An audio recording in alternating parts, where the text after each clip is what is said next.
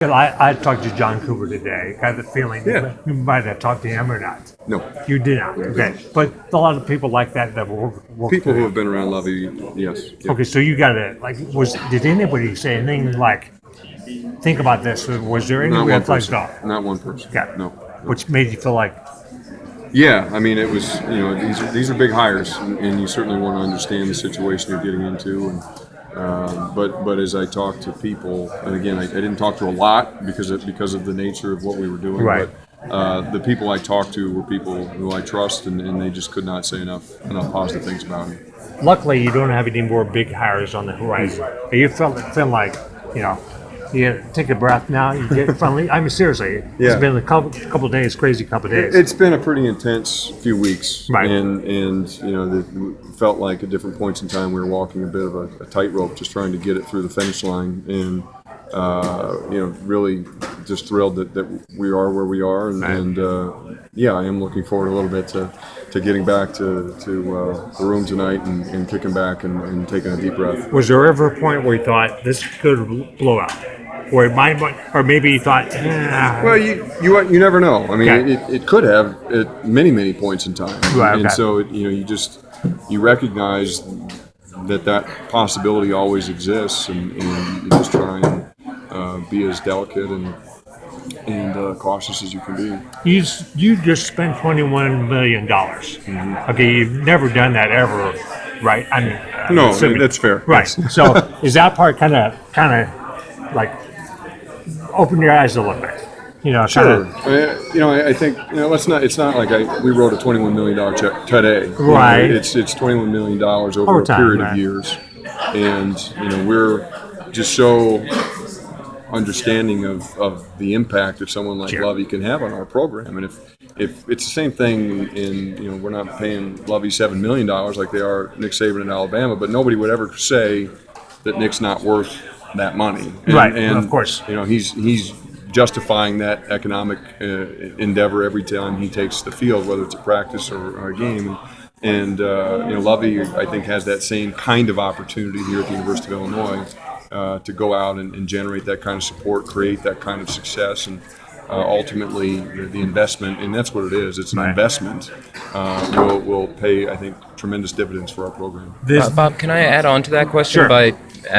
You mentioned liquidated damages, you mentioned mitigation clauses, and it's not necessarily $21 million that you're paying out. I think you probably know that a lot of fans were concerned about paying Ron Zook and Bruce Weber to not coach here. Mm-hmm. So what kinds of, if it's not $21 million, what kinds of reassurances does the university have, and what kind of reassurances does Lovie have, and how can either one of you leave comfortably? Mm-hmm. Well, I think that I don't want to get into the specifics of the Mm-hmm. deal, and you'll see that again when we make it public.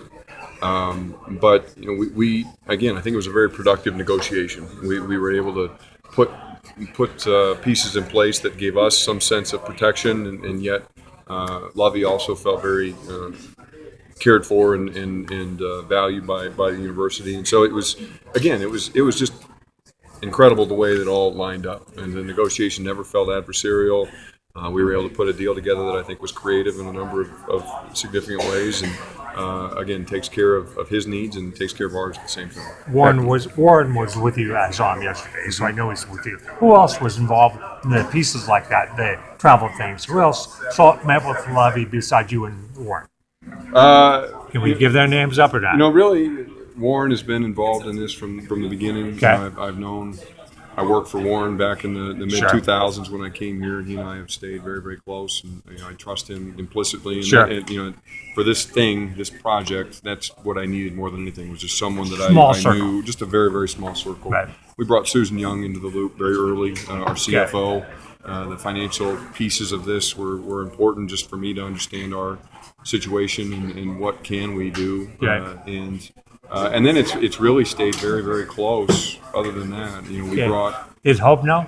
Hope knew, yeah. She did. She's been that's all I read she's on. been a vault. She's Okay. been a vault. So no, she knew, and she's been unbelievably supportive. Anybody a lot else? of late nights. No, we brought in terms of the department staff. Right. We brought Kent Brown into the loop. late last week that this Okay. was a possibility. Okay.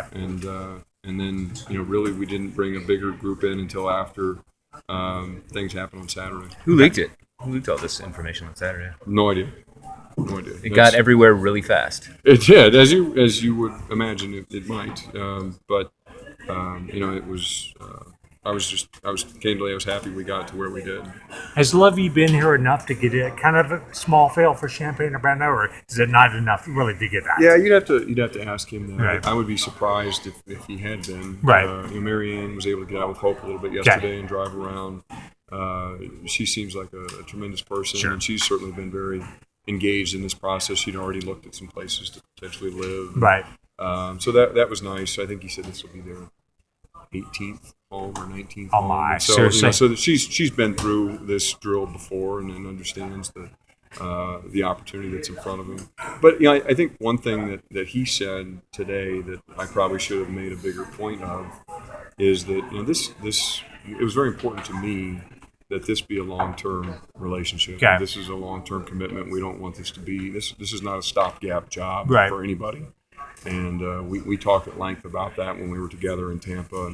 And he told me very candidly, this is the last job I ever want to have. Okay. And he said, this isn't, there's nowhere else I want to go. And that's what I needed to hear from him. And, of course, he's also interested in us making a long-term commitment to him. Sure. And so it just fits well. And like I said, there's this whole thing, it's come together in 2 weeks. And it's